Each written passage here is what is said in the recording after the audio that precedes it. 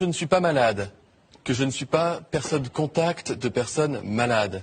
Je ne porte ni gants ni masque. C'est très important. Dans la population générale, le port du masque n'a pas d'utilité. La France est prête. Quand je vous dis que la France est prête, c'est que la France est prête. Le gros de l'épidémie est derrière nous. La France a vocation à suivre les recommandations de l'Organisation mondiale de la santé, comme la France a toujours suivi ses recommandations. Mais aujourd'hui, il n'y a pas une pénurie de masques. Aujourd'hui, nous avons un stock d'état de masques. Nous sortons le 11 juillet de l'état d'urgence sanitaire, ce qui fait que nous n'aurons plus les moyens légaux de procéder à un confinement généralisé. Ce que nous montrons depuis 12 semaines, c'est que la France est prête à empêcher une seconde vague. Je ne fais pas partie de celles et ceux qui se sont succédés sur les plateaux pour vous affirmer des choses dont ils n'étaient pas sûrs. Toutes les décisions que nous prenons au gouvernement sont des décisions qui sont fondées sur un rationnel scientifique, un rationnel médical. Si tout le monde est vacciné, on en aura fini avec le virus et on retrouvera nos vies d'avant. Donc quand on sera à 90-95% être vacciné, au lieu d'avoir 20 000 cas par jour, on en aura 500 ou 300, et donc il n'y aura plus l'impact sanitaire qu'on connaît aujourd'hui.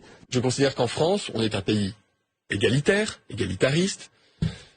C'est pas un pays dans lequel on va dire si tu es vacciné, tu peux rentrer là, si tu ne l'es pas, tu ne peux pas rentrer là. Non, on n'est pas en train d'installer un système de tri ou de sélection des gens en fonction de leur statut sanitaire. C'est l'échec des Français ou c'est l'échec de votre gestion de l'épidémie? C'est l'échec de personne. On peut me reprocher beaucoup de choses, mais je crois pas qu'on puisse me reprocher de mentir.